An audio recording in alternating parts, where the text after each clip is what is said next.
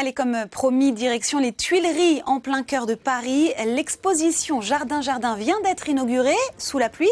À l'honneur cette année, André Lenôtre. Vous le savez, on fête le 400e anniversaire de sa naissance et les Tuileries étaient l'un de ses jardins préférés. Et pour l'occasion, Antoine, les organisateurs lui ont fait une fleur. Et pas n'importe quelle fleur, hein. Une superbe orchidée. Regardez, on va vous la montrer tout de suite. C'est cette superbe orchidée que vous avez créée, Françoise Lecouf. Vous êtes de la maison Vacheron Lecouf, la plus ancienne entreprise familiale d'orchidéistes au monde. Et c'est à Boissy-Saint-Léger, évidemment, en Ile-de-France. Cet hommage à André Lenôtre. Pourquoi? C'est une orchidée qui lui ressemble? Alors c'est une orchidée, nous avons trouvé qu'elle lui ressemblait effectivement. Elle a un classicisme, elle a une façon d'être assez symétrique et en plus elle a des parents qui sont extrêmement costauds et ça donne une descendance magnifique comme celle-là. C'est vrai que les jardins symétriques à la française, c'est une particularité de Lenôtre et c'est pour ça.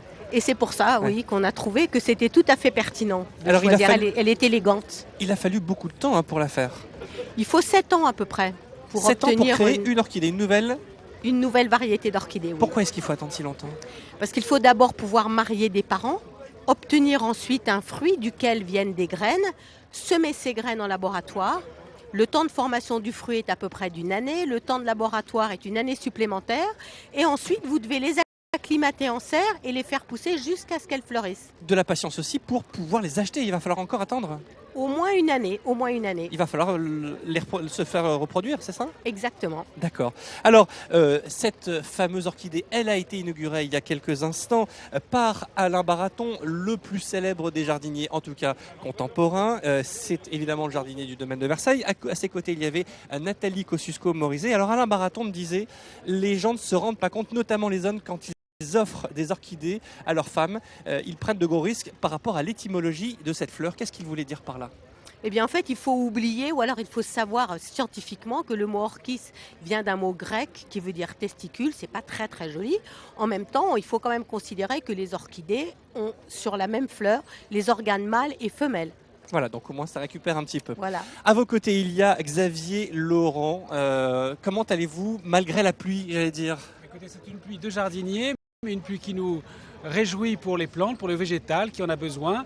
Et puis nous avons devant nous un magnifique week-end, nous annonce du beau temps enfin et l'occasion de découvrir les exposants sur le jardin des Tuileries. 10e anniversaire pour ce salon Jardin. Qu'est-ce que je peux y voir? Moi je suis parisien ici, qu'est-ce que je vais découvrir? Mais ici vous avez une centaine d'exposants, vous avez surtout 30 magnifiques réalisations de jardins sur plus de 100 mètres carrés par jardin, des terrasses, des idées, faire le plein d'idées pour à la fois jardiner en ville, utiliser le moindre recoin de balcon pour y mettre du végétal et du bien-être. Alors c'est quoi justement la tendance? En gros, le jardin, ça devient quasiment une pièce de notre habitat?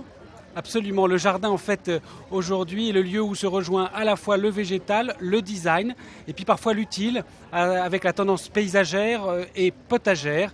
On retrouve des potagers verticaux, on a aussi des petits jardins suspendus.